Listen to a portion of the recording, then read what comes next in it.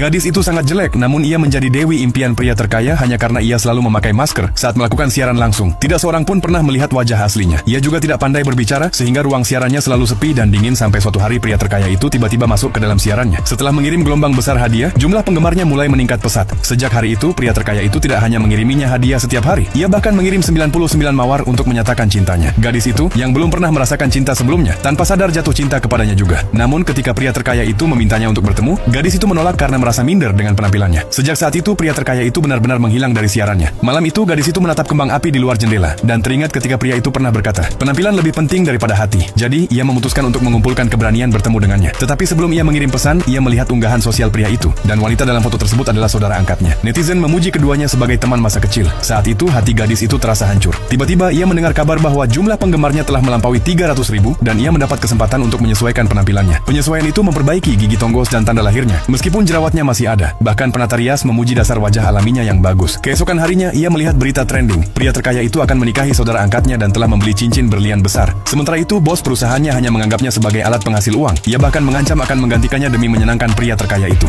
Mereka pun bertengkar hebat, dan bos yang marah membocorkan foto wajah aslinya tanpa masker ke publik. Netizen mengejek pria terkaya itu karena ditipu gadis jelek. Bosnya bahkan mengancam bahwa ini adalah harga yang harus ia bayar, karena tidak memperpanjang kontraknya gara-gara skandal masker. Namun jumlah penggemarnya justru melonjak hingga 1 juta, dan ia memperoleh kesempatan terakhir untuk menyesuaikan penampilannya. Gadis itu akhirnya menjadi cantik dan menawan. Saat ia dipenuhi kegembiraan, ia menerima undangan untuk menghadiri gala tahunan. Dalam daftar tamu juga ada pria terkaya itu dan saudara angkatnya. Ketika pria itu mendengar kabar tersebut, ia marah besar dan menelepon untuk menghina dirinya. Tetapi gadis itu tidak peduli lagi. Ia hanya menganggap gala itu sebagai pekerjaannya. Ketika ia memasuki ruang belakang panggung, sang direktur langsung tertegun melihatnya. Saat gala dimulai, pria terkaya itu dan saudara angkatnya muncul. Netizen mengejek gadis itu karena terlalu percaya diri. Namun pada saat semua orang menertawakannya, gadis itu perlahan berjalan naik ke panggung. Semua orang yang melihatnya terkejut.